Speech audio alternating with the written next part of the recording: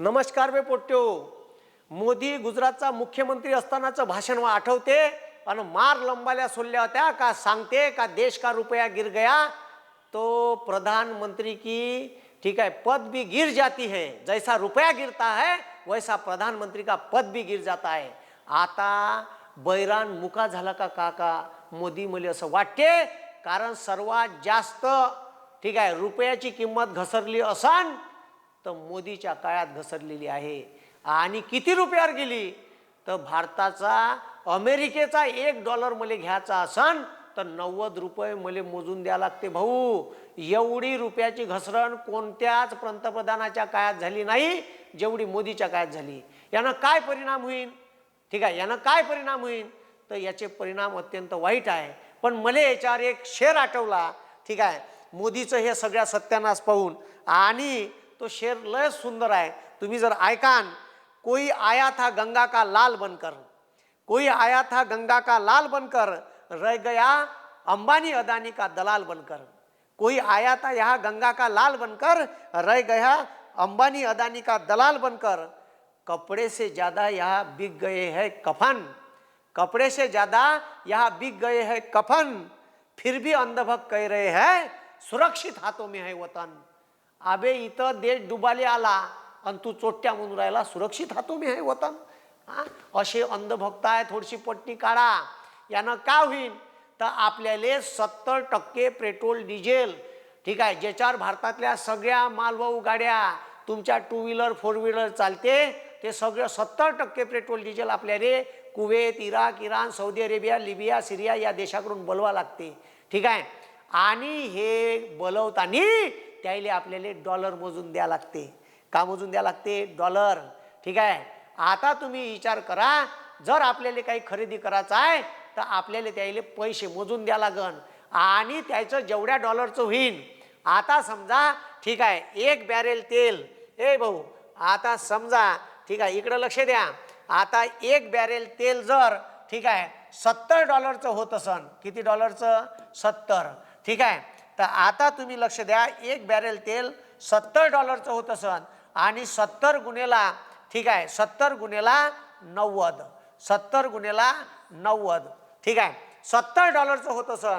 तर आता म्हणजे मी तुम्हाला सांगून राहिलो आणि हे जर रुपया ठीक आहे $1 बरोबर 70 रुपये होते ठीक आहे. 1 बॅरेलची किंमत ठीक आहे 1 बॅरेलची किंमत ठीक आहे 1 बॅरेलची किंमत $70 होती ठीक आहे $70 होती. तर आता 90 रुपयाचा $1 झाला तर ए लक्ष द्या रे तर ठीक आहे किती रुपये होईल तर पहा आता 9 45 9 54 9 7 63 6,300 रुपये आता मोजून द्या लागते. पण थोच जर 1 बॅरेल तेल आंतरराष्ट्रीय मार्केटात जर ठीक आहे आता इकडे लक्ष द्या $70 होता. आता जर ठीक आहे आता $70 आहे पण किंमत जर एका डॉलरची 60 रुपये होती तर मला पैसे मोजून द्या लागे ठीक आहे 7 सकम 42 4,200 रुपये. याचा अर्थ असा ठीक आहे 54 रुपये ए भाऊ 54 रुपये मनमोहन सिंगाच्या काळात होती. 60 रुपयाच्या घरात जर $1 असता तर आपल्याला एका बॅरेलले 4,200 मोजून द्या लागले असते. आता मोजून द्या लागेल 6,300 रुपये. म्हणजे एवढे रुपये आपले जास्त चालले आणि पेट्रोल डिझेल महाग होईल. आणि पेट्रोल डिझेल महाग झालं का या भारतामधल्या सगळ्या वस्तूची ट्रान्सपोर्टेशन महाग होईल. आणि ट्रान्सपोर्टेशन महाग झालं का सरळ महागाई वाढन. आणि या महागाईचा भूदंड कोणावर बसन तर या महागाईचा भूदंड हा सर्वसामान्य जनतेवर बसन. कारण तुम्ही चिल्लर चाल्लर वस्तू घेत असता मग कांदे असो तेल असो तिखट मीठ असो धनिया पावडर जिरा पावडर ठीक आहे तुरीची डाळ चण्याची डाळ हे वेगवेगळ्या ठिकाणी ट्रान्सपोर्ट करून ठीक आहे वेगवेगळ्या राज्यामध्ये येत असते. तुम्हाला नारळ पाहिजे तर केरळहून येते तर हवेतून उडून ते येणार नाही ट्रक नाही येईल. आणि ट्रकले लागण डिझेल आणि डिझेलच्या किमती वाढल्या तर नारळाच्या किमती वाढण खोबऱ्याच्या डोलाच्या किमती वाढण खोबऱ्याच्या किमती वाढण खोबऱ्या तेलाच्या किमती वाढण ठीक आहे. असं एका पदार्थाचा तुम्ही विषय लावा आता. आणि हे सगळं मोदीच्या चुकीच्या ठीक आहे चुकीच्या आर्थिक धोरणामुळे होऊन राहिलं. यायले रुपया सांभाळता येऊन नाही राहिला मोदीले. आणि मोदीनं स्वतःच्या भाषणात तर मला असं वाटते का मोदी पुन्हा ठीक आहे या देशाचे ठीक आहे गुजरातचे अर्थमंत्री झाले तर रुपया जाग्यावर येईल. ठीक आहे, मला असं वाटते का तुम्ही पुन्हा ठीक आहे गुजरातचे मुख्यमंत्री होऊन जा, म्हणजे रुपया कमीत कमी सुधारण तरी. ठीक आहे, पहिले रुपयासाठी मनमोहन सिंगाच्या काळात $1 विकत घ्यासाठी 54 रुपये द्या लागे. आता यानं का होईल पुन्हा, जे पोट्टे फॉरेनमध्ये शिकाले आहे, ठीक आहे, मग अमेरिकेत आहे, इंग्लंडमध्ये आहे, तर त्याचे मायबाप इथून त्याला पैसे पाठवते. आता समजा पोट्ट्याले ठीक आहे पहिले जर $60चा ठीक आहे 60 रुपयाचा $1 होता. ठीक आहे, तर त्या पोट्ट्याले जर $1000 पाठवायचे राहिले, तर त्या पोट्ट्याले $1000 जर त्याच्या बापानं पाठवले, ठीक आहे, किती डॉलर, $1000. ठीक आहे, $1000 पाठवायचे आहे त्या पोट्ट्याले, तर त्याले बापाले मोजून द्या लागे 60,000 रुपये. किती हजार रुपये, 60,000 रुपये. आता जर त्याच्या बापाले जर त्याले $1000 पाठवायचे आहे, तर आता त्याले मोजून द्या लागन $1 90 रुपयाचा आहे, तर 90,000 रुपये. म्हणजे सरळ सरळ $1000 मागं 30,000 रुपये त्याच्या बापाचे जास्त जाईन. म्हणजे त्याले फॉरेनचं एज्युकेशन महाग पडन. म्हणून जे मध्यमवर्गीय लोकांचे पोरं फॉरेनले शिकत आहे त्याचं शिक्षण महाग होईल. भारतात पेट्रोल डिझेल जे बोलावून राहिलो ते महाग होईल, आणि त्याच्यामुळे आपली महागाई वाढन. याले जबाबदार कोण आहे, याले जबाबदार ठीक आहे मोदी आहे. आणि हे मोदी अनफड गवार आहे, डिग्री डुप्लिकेट आहे साल्याची. त्याच्यामुळे या देशाचा पुरा सत्यानाश लावणं चालू आहे. म्हणून IMF सारख्या संस्थेनं सुद्धा याले C ग्रेडमध्ये आणून ठेवलं भारताले. ठीक आहे, कारण मोदीनं चुकीचे आणि खोटे IMFले आकडे दिले असे सांगते. म्हणून थोडंसं लक्ष द्या. ठीक आहे, का या देशाची अर्थव्यवस्था कुठं चालली, पुरा धिंगाणा होऊन राहिला, आणि याचा परिणाम सर्वसामान्य लोकांवर होणार म्हणजे होणार. आणि पुन्हा रुपया पडला शेअर मार्केटसुद्धा पडू शकते. पण शेअर मार्केटवर डायरेक्ट याचा परिणाम होते का, होईल ना भाऊ.